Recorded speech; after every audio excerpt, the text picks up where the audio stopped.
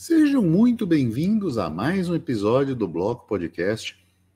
Eu sou Hugo Quinteiro, você me encontra no X com @Hugo_Quinteiro. Segue lá, vai ter. Estamos aí já querendo chegar, sonhando com os 10K, então dá aquela força lá pra gente. No episódio de hoje vamos falar sobre Bitcoin e a flexibilidade do dinheiro. Proteção contra a inflação ou armadilha deflacionária? E comigo tenho Felipe, o investidor descentralizado. Tudo bem, Felipe?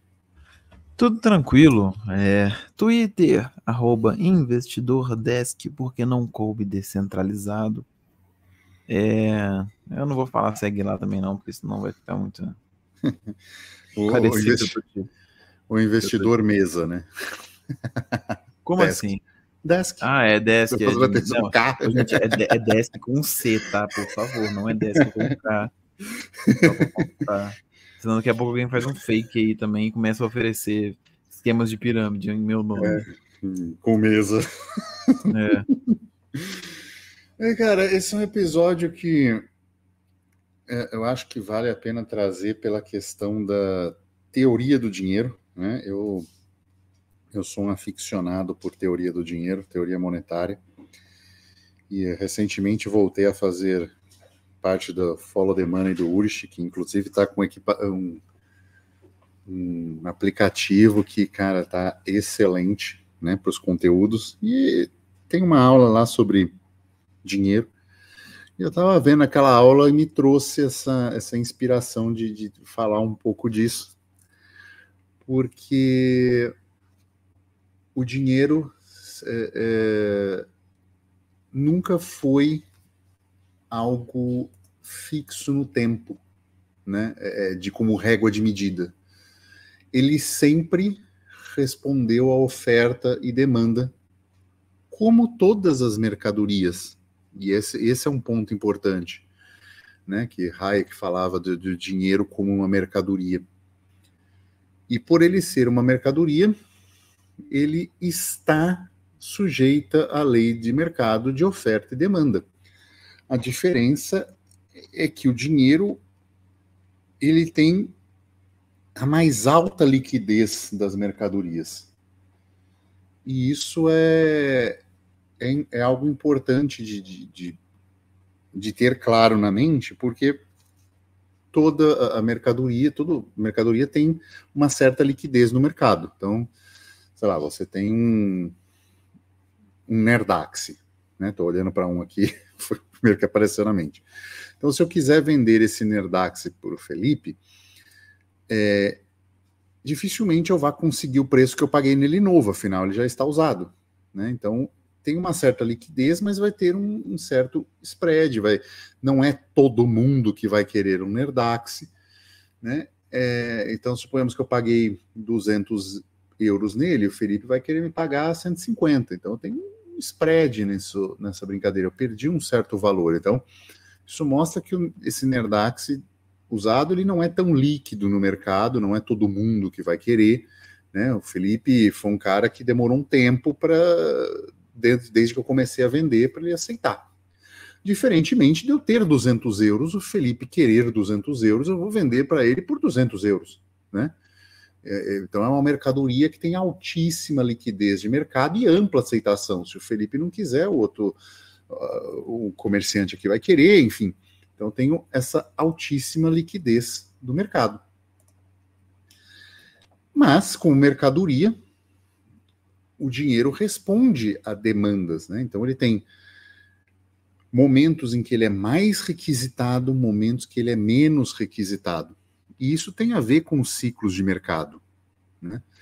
Momentos onde as pessoas liquidam bons investimentos e há uma demanda aumentada por dinheiro, que as pessoas querem ficar capitalizadas, e momentos onde o dinheiro está mais barato ou abundante, que é o momento onde as pessoas tomam financiamento ou diminuem a sua poupança para investir em empreendimentos que tendem a ter um retorno melhor do que você ficar com dinheiro em poupança. Então, isso mexe, né? Esta régua, ela não é estável de valor ao longo do tempo. Ela é uma métrica flexível, porque está sujeito à oferta e demanda no nosso mundo atual, muito mais ligado a mudanças políticas em cima desse dinheiro, a impressão do Estado em relação a esse dinheiro, do que propriamente este ciclo de mercado muito mais claro, né, que seria num livre mercado. Acho que é um bom resumo do que é o dinheiro, né, assim, nesse sentido. É uma possibilidade de explicação, eu diria, né, dentre as várias que a gente já viu, né, e até porque também a gente tem várias teorias, né, aí fora. Pra gente Sim. essa faz sentido, né, mas outras pessoas, né, que acreditam em outras teorias vão explicar de forma diferente, o que também, assim, eu não vou falar que está tão errado, né, apesar de eu concordar mais com as teses que a gente traz aqui, não só que a gente vai trazer hoje, mas que a gente já vem trazendo aqui nos episódios, né. Bom, para mim isso sim faz sentido, né, dinheiro é uma questão um pouco complicada, porque ele envolve outros fatores, né? Sim, eu estou falando de dinheiro, eu não estou entrando em Bitcoin, tá? Não entenda Bitcoin no que eu estou falando. Também não entenda dólar, não entenda real. Eu estou falando dinheiro, aquilo que você usa, aquilo que a sociedade aceita como um bem, né, de interesse mútuo para todo mundo, para de fato usar para dar para as pessoas como, né, um meio de troca. Ouro, uma vez, foi dinheiro, porque ele era, né, usado. Então, assim, se a gente for avaliar dinheiro nessa ótica, ele é um pouco mais complexo, né, do que a gente pode imaginar, do que às vezes as teorias tentam explicar. Mas, assim, enfim, eu acho que a gente vai conseguir explicar isso ao longo do episódio, né? A minha ideia é mais ou menos essa. Mas corroboro. Pronto, vamos lá. Porque existe uma explicação, né, que é utilizada quando se fala de Bitcoin, é que o dinheiro fiduciário não é uma métrica fixa, ele é diluído ao longo do tempo. Mas o é importante pensar que na história da humanidade ele nunca foi uma métrica fixa. Ele sempre teve situações por oferta e demanda, e isso por local também, né? Esse local influencia no dinheiro. Se você quiser pensar num exemplo, pense nas grandes navegações, por exemplo, onde o mercado fornecedor de especiarias era um mercado já muito rico e consolidado, onde se circulava muito ouro, e o fato de Portugal ter pego as economias dele e tratar negócios do outro lado do mundo, trouxe este ouro através de uma mercadoria mais escassa que ouro naquela região, que eram as especiarias, trazendo esta riqueza de um lugar para o outro. Então, assim, a demanda por ouro naquela região para comprar as especiarias de Portugal aumentou, deixando, obviamente, mais rico aquela região que já tinha ouro, que realizava comércio com essas especiarias via Gênova e Veneza, né? Mudando um pouco esta demanda local de ouro por alguns lugares, tanto que Gênova e Veneza empobreceram muito por causa disso. Própria região do Egito, né, quando não existia ainda o canal de Suez, tinha uma forte tributação ali para passar pelaquela região. Então, aquelas regiões ficaram com menos ouro, enquanto aquela região de Portugal, que fez essa outra via marítima, foi tendo muito mais riqueza, e essa riqueza foi espalhada pelas costa da África em forma de infraestrutura, né, para que os navios pudessem atracar em uma série de portos ali e realizar o comércio. Então, são questões regionais elásticas dessa oferta e demanda do ouro que levaram, né, mais dinheiro para uma região e menos dinheiro para outra, até que houvesse uma estabilização de preços ao longo do tempo, né, por ter mais poupança ou mais riqueza naquela região, e isso leva a essa diferença de ciclo de mercado que tende a ser ignorada quando se faz uma explicação no sentido de o governo só imprime dinheiro e ele se desvaloriza ao longo do tempo, pensando apenas nos últimos 50 anos de uma economia já milenar do homem e a sua relação com a mercadoria dinheiro. Né? Então, assim, lógico que nós vivemos hoje uma deturpação em que a impressão monetária faz com que esse dinheiro seja inelástico, elástico, mas uma elasticidade que só tende à perda, mas mesmo assim nós temos momentos onde a demanda por dinheiro é maior. Vivemos isso recentemente, com o aumento da taxa de juro pelo Fed e a valorização do dólar em relação a outras moedas, né? Um momento onde o dólar teve valorizado a ponto, inclusive, de valer mais momentaneamente que o euro, e depois isso foi se ajustando com as taxas de juros de outros países subindo, né? Outro caso recente que ainda está meio que acontecendo é com o Banco do Japão, né? Que ameaçou crashar a economia mundial se subisse mais ainda, levando a uma crise. Então, isso são mudanças na oferta e demanda do dinheiro. Isso é importante tá claro, porque ainda há momentos em que a demanda por dinheiro aumenta. Então, o dinheiro se aprecia em relação ao outro, não só em termos de economias falidas, como a gente viu a Alemanha na época de Weimar, a gente vê Venezuela hoje, Zimbábue, né?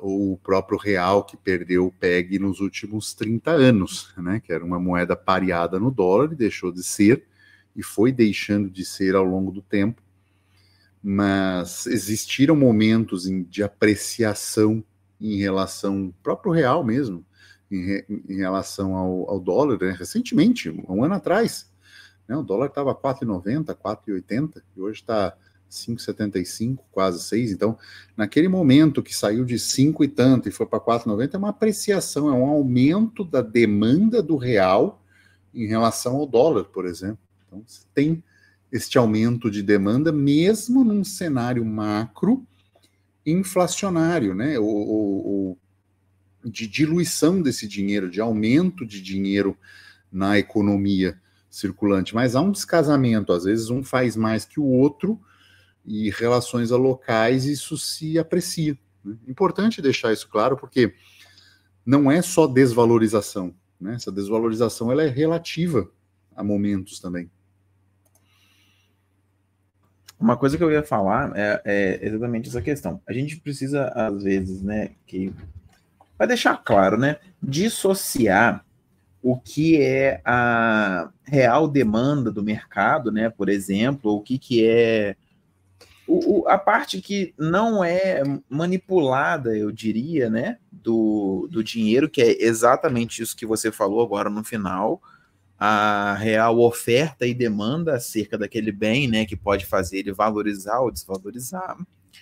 E o que você também tocou no assunto, que são as partes que eu diria, né, manipuláveis do dinheiro, que é a inflação, que são, às vezes, regras, leis, impostos e coisas que não precisavam acontecer, mas são feitas e vão afetar no valor, né, do dinheiro em si. Hoje a gente não consegue ter, né, o dinheiro puro, né? O dinheiro mais puro que a gente tem, eu diria assim, nem ouro, eu não coloco ouro nessa questão, porque tem muita legislação em cima de ouro, não é fácil você comprar ouro, sabe? Tipo assim, você não vai ali na esquina e sai com uma barra de ouro no bolso. Assim, até dá, né? Mas não é tão simples assim. Não é a mesma liquidez. Isso é É, fato. exatamente, né? Então, tipo assim, se a gente tem um dinheiro bom, assim, se eu for olhar um dinheiro relativamente mais limpo, você pode aferir, talvez, alguma coisa em torno do Bitcoin, né? Que é um dinheiro de internet, que é mais fácil de você conseguir ele com menos... ou subvertendo ao máximo possível, né? Essas coisas que são criadas. Mas, mesmo a gente tendo essa manipulação, né, do dinheiro, essas coisas que alteram a real demanda por um bem ou outro, você ainda consegue aferir essa realidade, que é o quanto que as pessoas desejam ter um dinheiro. Então, assim, vamos colocar de outra forma. O real, ele está desvalorizando em relação ao dólar, né? Isso é histórico, beleza, aconteceu de maneira relativamente rápida no último governo, aconteceu de maneira rápida nesse governo atual também, e isso é um efeito não só, né, da oferta e da demanda, que as pessoas estão demandando mais dólares do que reais, por exemplo, ou se você for olhar de outra forma, as pessoas estão se desfazendo do real e migrando para o dólar, também é uma outra forma de ver essa situação, mas também é talvez uma forma, né, de você aferir não só essa real oferta e demanda, mas também essas manipulações que tem, essas manipulações governamentais de colocar a taxa de juros e mexer em IOF ou coisas do tipo, e alguns outros ajustes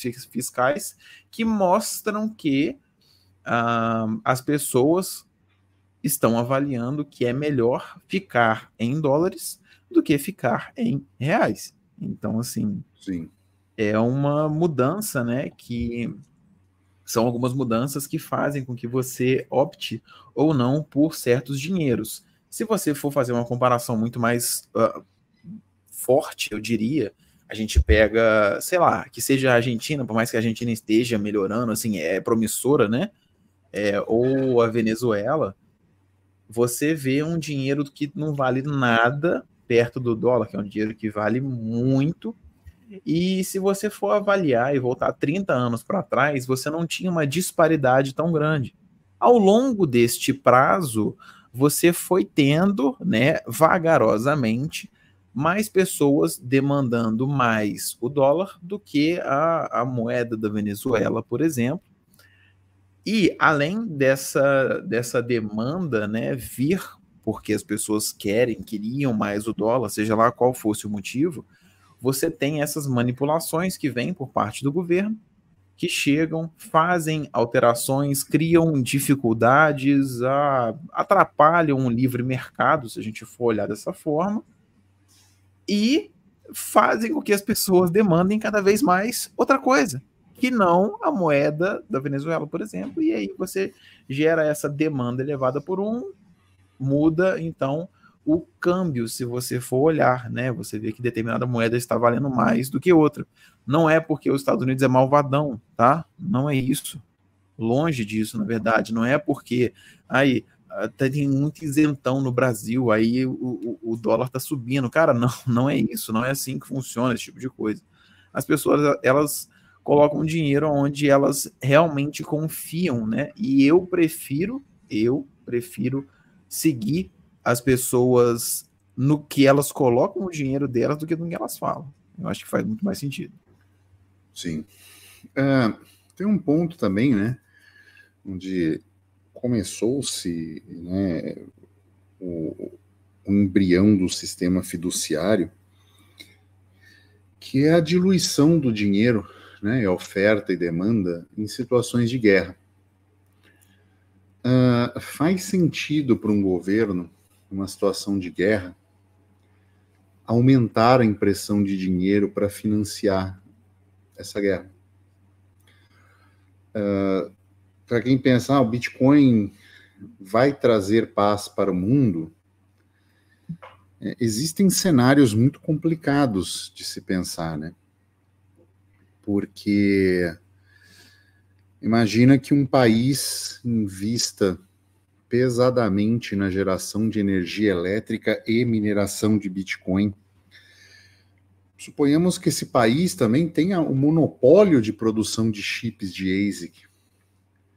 Suponhamos ainda que esse país seja notadamente uma ditadura sociocomunista que consegue, através de uma economia de mercado altamente controlada internamente, ter uma relevância internacional na produção de equipamentos, não só de ASIC, mas que a economia mundial dependa muito das exportações desse país, e que ele resolva sistematicamente monopolizar a mineração do Bitcoin, e com isso acumular uma grande quantidade da moeda, porque, afinal de contas, toda transação feita vai ter que ter uma taxinha para o minerador, e se você tem um governo de baixa preferência temporal e que já está consolidado no poder e assim vai continuar, você consegue acumular ao longo do tempo uma grande quantidade de bitcoins, né?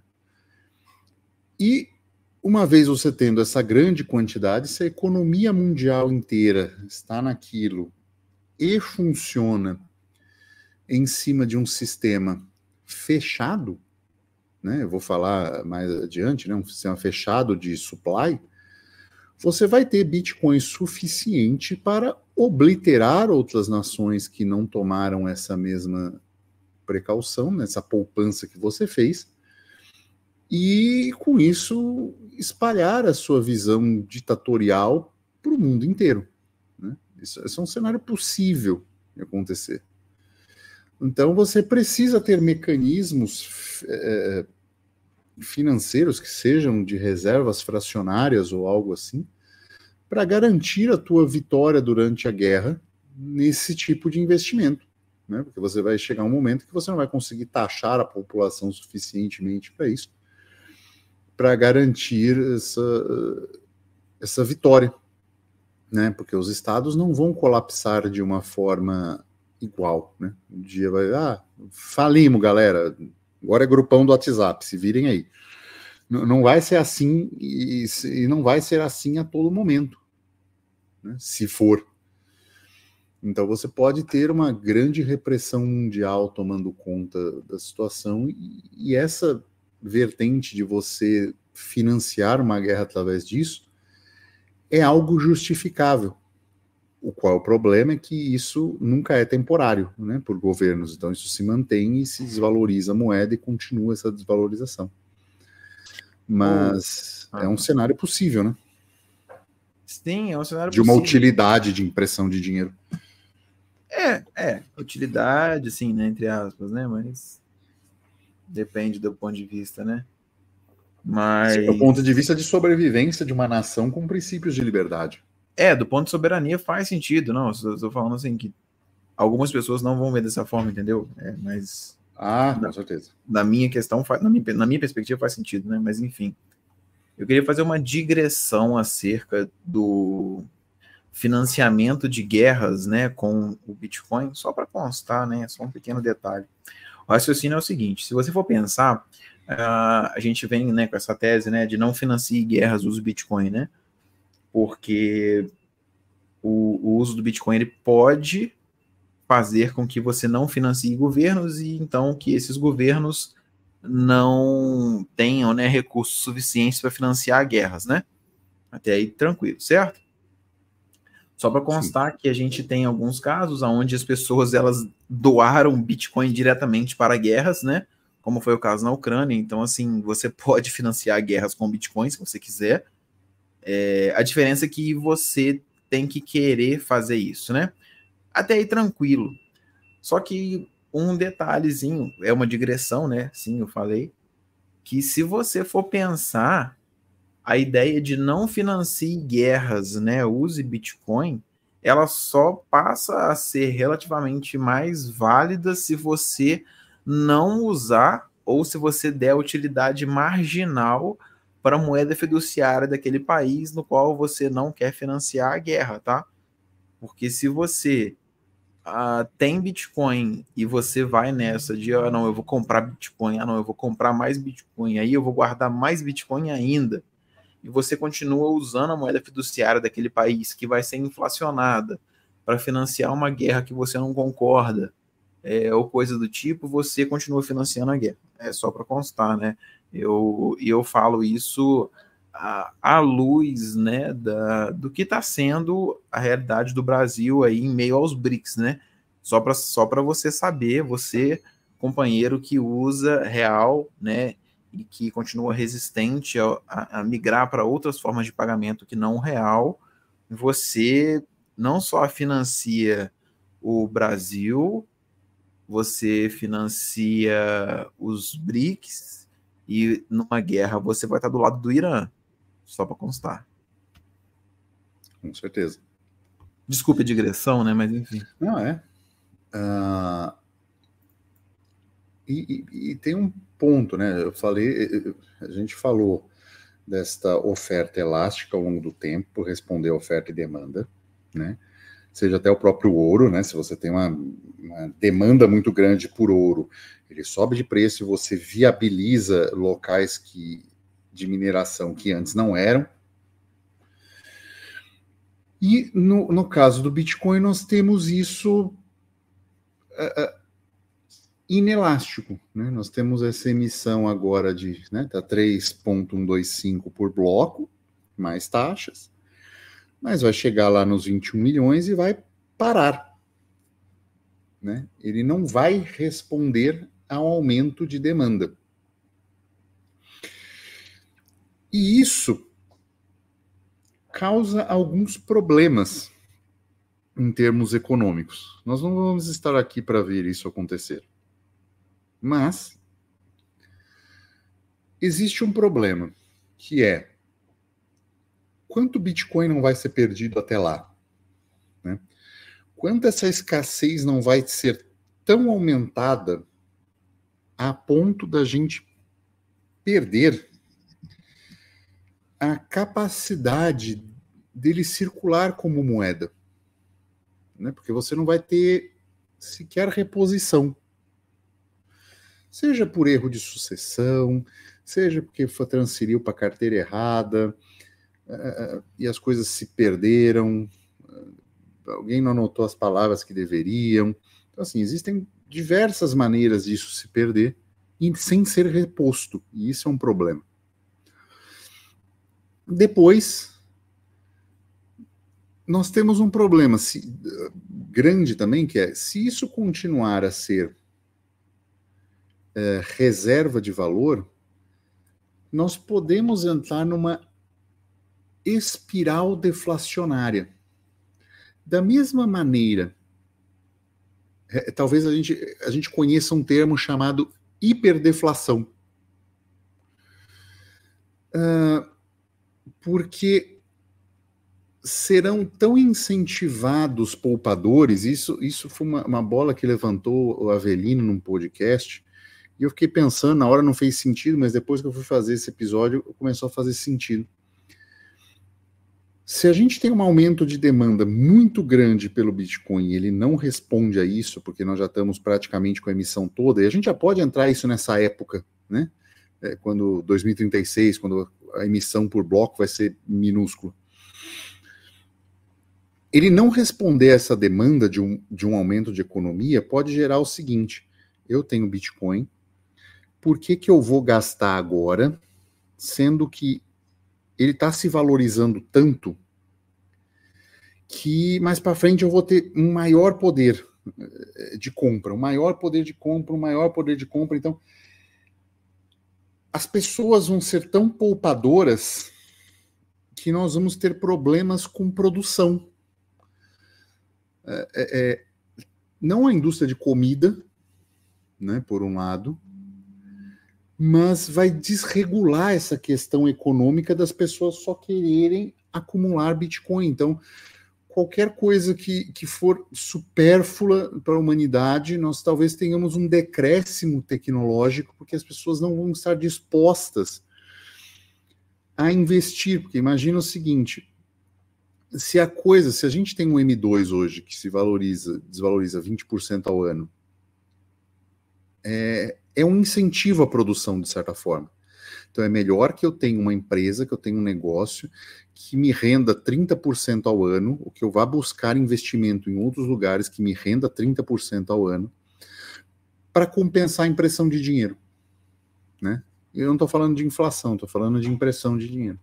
Então você tem esse incentivo de buscar, de inovar, porque você sabe que o dinheiro parado vai se desvalorizar.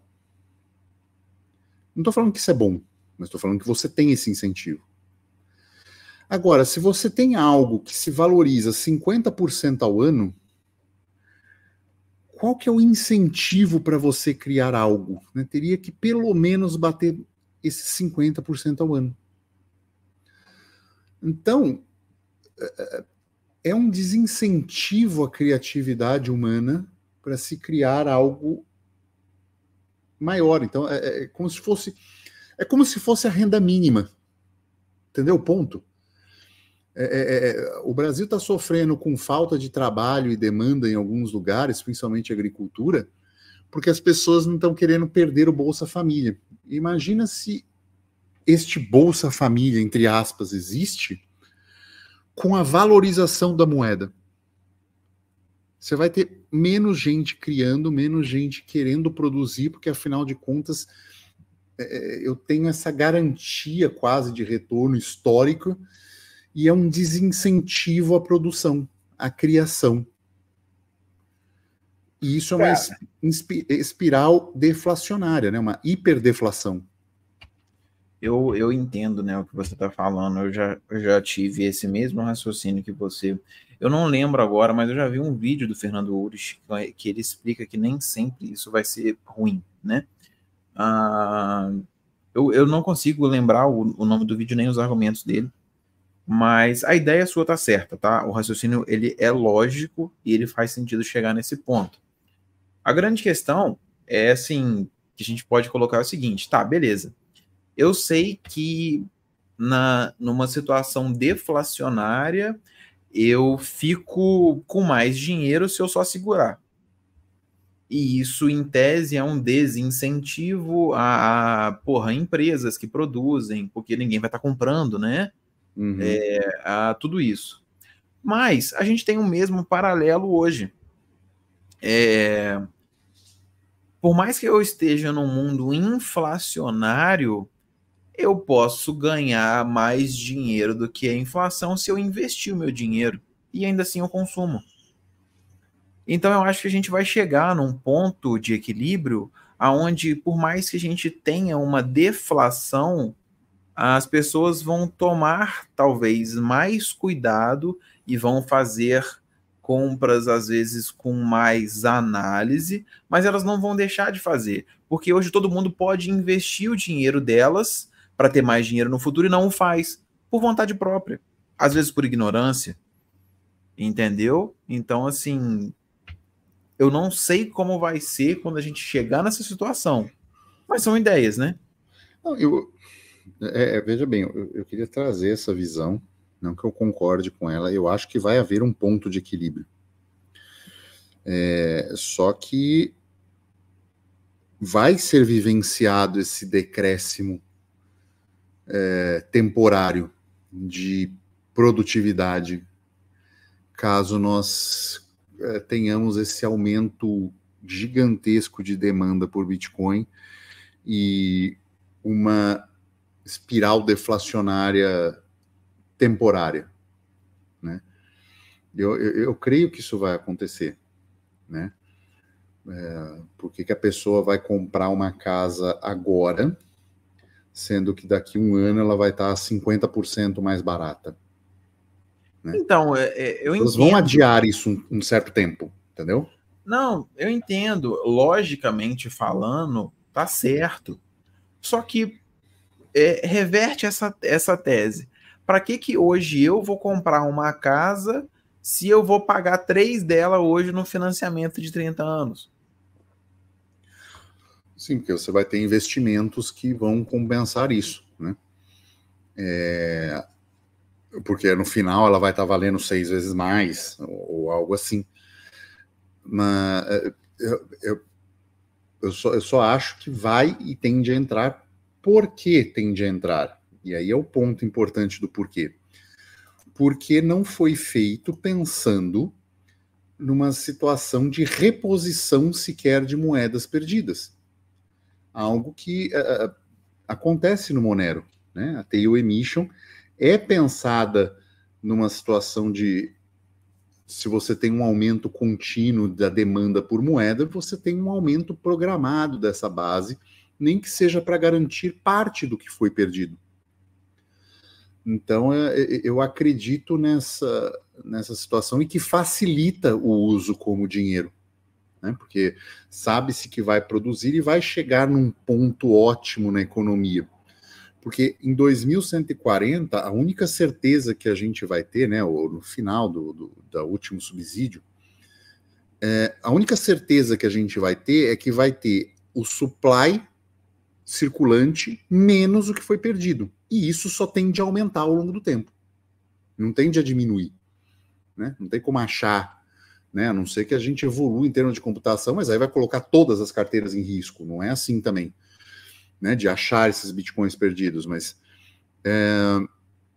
entra numa situação muito complicada, né? De só vai ter para menos.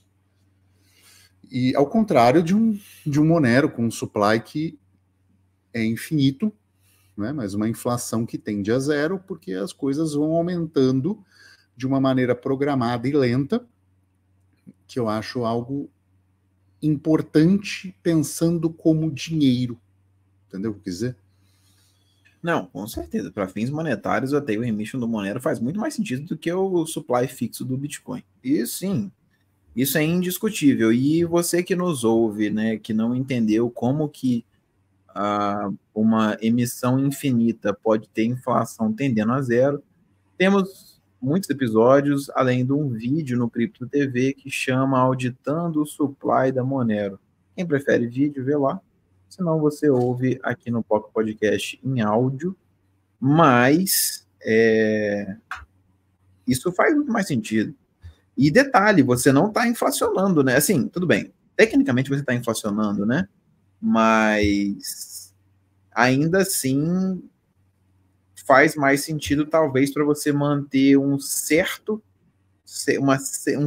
incentivo à compra e não tanto a ponto de ser esse mundo super inflacionado que é hoje. Ele distorce menos oferta e demanda, né? Mas ele tenta manter algo mais próximo do que tudo que foi dinheiro na história da humanidade. O que a gente tem no sistema fiduciário é uma facilidade muito grande de governos aumentarem a oferta de dinheiro. O que a gente não tem com ouro era isso, mas mesmo assim pode-se encontrar uma reserva gigantesca de ouro, por exemplo, na Antártida, que não era explorado porque não tínhamos tecnologia para tal, mas se a demanda do ouro aumenta muito, o valor aumenta muito, se torna viável explorar aquela situação, aquela região, e aí aumentar a oferta de ouro. Isso aconteceu na história, quando os espanhóis chegaram na América e viram aquele bando de ouro, pegaram aquele ouro, levaram para a Espanha e derrubaram o preço do ouro no mercado, né? Porque inflacionaram aquele mercado com ouro. Então, isso pode acontecer na história. O que o Monero propõe nesse sentido é: vamos fazer algo controlado, onde os seres humanos vão ter noção, olha, a base vai crescer esse tanto, que tende a zero ao longo do tempo, mas você sabe que vão ser emitidos tantos mil por ano, ponto. E a partir disso a gente se preocupa com outras coisas, né? É lógico que o dinheiro vai tender a se apreciar ao longo do tempo, mas vão ter moedas perdidas, vão ter tudo, mas você consegue manter esta oferta e demanda dentro de um controlável, a não ser que você saiba, olha, banco tal fez uma transação errada e perdeu 1 milhão de Moneros. E aí você vai entender que a oferta e demanda do Monero vai ser alterada. Pontualmente, isso vai tendendo a ser corrigido ao longo do tempo. Agora, se um banco faz a mesma coisa com Bitcoin, olha, perdemos 1 milhão de Bitcoin. Né? A autocustódia da Coinbase ferrou. Perderam as chaves. Hoje tem 1 milhão de Bitcoins lá. Um pouco mais até, quase 2 milhões de Bitcoins. Então, tem 2 milhões de Bitcoins lá. Perdemos as chaves. Cara, isso vai mudar a oferta e demanda para sempre. Né? Então, talvez, né, a grande questão é que a gente tenha a oferta do Bitcoin como a antítese ao que é o sistema hoje, né? Que é totalmente inflacionário. Exato. E principalmente pós, tudo bem, 2008, né, da criação do Bitcoin, mas também pós-pandemia, onde você tem um aumento absurdo, né, da emissão monetária e tudo mais, né? Então, assim, às vezes o Bitcoin realmente é o exato oposto ao que a gente tem hoje. Mas, numa situação de estabilidade econômica, de um livre mercado total, não seja o interessante. É uma boa perspectiva, né? Muito, muito bem colocado. Será que a antítese é a solução? Né? Acho que fica esse questionamento. Será que exatamente tudo que é feito no sistema financeiro atual é ruim e a gente tem que fazer exatamente o oposto, ou a gente tem que pensar que alguma emissão de moeda, como tail emission, né, como um restinho ali, é importante para manter isso como dinheiro? Será que este aumento de oferta, seja diferente de zero, é realmente a solução? Né? Tem que ser zero mesmo? Não pode ter um pouquinho para compensar a moeda perdida, para compensar uma série de outras coisas assim? E para aqueles que falam assim, mas é só aumentar o número de zeros do Bitcoin, né, fazer 10, 12 casas decimais, mas isso não vai mudar a posse do quem está com os Bitcoins. Né? Não é uma coisa distribuída novamente pela mineração. Ninguém vai distribuir novamente para minerar. Vai ser algo que as pessoas simplesmente, eu tenho 100 milhões de satoshis, eu vou ter 100 bilhões de satoshis. Pronto, você não mudou a mão das pessoas que estão com mais, né? Então, não muda o cenário. Um detalhe que o aumento do número de casas decimais no Bitcoin não inflaciona o Bitcoin, não resolve o problema da deflação, que a gente está discutindo aqui, a gente está propondo, tá? Não estamos falando que é o caso. Mas a única coisa que o aumento de casas decimais no Bitcoin resolve é a possibilidade de mais pessoas terem acesso ao Bitcoin e usá-lo. É a única coisa que muda, tá? Exato. Vamos para a notícia? Vamos para a notícia. Então, a notícia é interessante até, né? De ontem, da data que a gente está gravando, claro, né? Tem duas coisas, eu não sei se uma coisa tem a ver com a outra aqui dentro dessa notícia, né? A gente tem que avaliar com um olhar crítico. A headline diz que os Estados Unidos vai ajudar a Nigéria a investigar o mercado de criptomoedas. Então, eles criaram um novo grupo de ligação bilateral Estados Unidos-Nigéria, que versa sobre finanças ilícitas e criptomoedas. Só que isso ocorre junto com a libertação daquele cara, aquele executivo da Binance que estava preso lá na Nigéria, que a gente já falou dele nos 2 ou 3 episódios para trás. Se você quer saber um pouco melhor dessa situação, veja ouça, né, o nosso episódio sobre o mercado de P2P na Nigéria. Sim. É muito importante para você entender a realidade desses problemas. Inclusive o quanto a Nigéria é parecida com o Brasil em termos de economia. Vale a pena esse contexto, né? Exatamente. Então, assim, é super válido, é importante que você entenda isso. Por quê? A gente não sabe se esse acordo, né, esse grupo que eles fizeram foi para libertar esse cara ou foi para extraditar esse cara, ou se realmente eles estão fazendo um grupo, tendo em vista que, como a gente ressaltou naquele outro episódio, no da Nigéria, eles estão tendo uma adoção de criptomoedas na Nigéria muito interessante do ponto de vista econômico, porque a gente tem um governo onde ninguém confia, uma moeda que se desvaloriza, e além disso, o governo veio e tentou instaurar o que eles chamam de e-Naira, que é a moeda deles digital, a CBDC da Nigéria. Quando veio essa colocação, né? Olha, a partir de agora a gente vai usar só a moeda digital, só a nossa CBDC, o Bitcoin explodiu, o acesso estava dificílimo, o P2P vendia no dobro do preço do Bitcoin, seria mais ou menos você comprar hoje Bitcoin no P2P no Brasil a 600 mil reais. Seria mais ou menos isso, tá? Ou 120 mil dólares, se você for olhar, sei lá, 140, tanto faz. Enfim, o dobro do preço.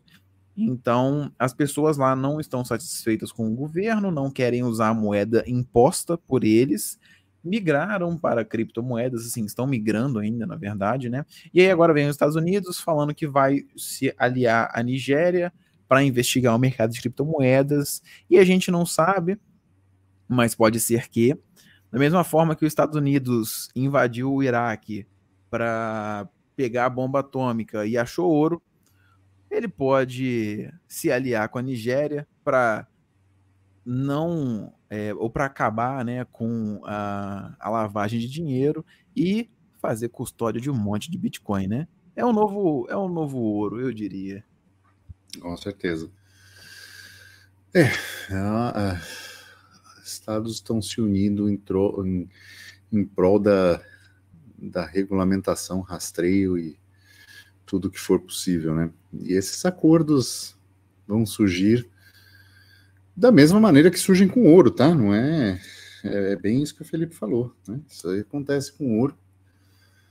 Então, vale a gente estar atento a essas regulamentações e saber a melhor maneira de agir. Fica a sugestão para o curso Fold, onde tem muita informação sobre como encarar esse universo, tá bom?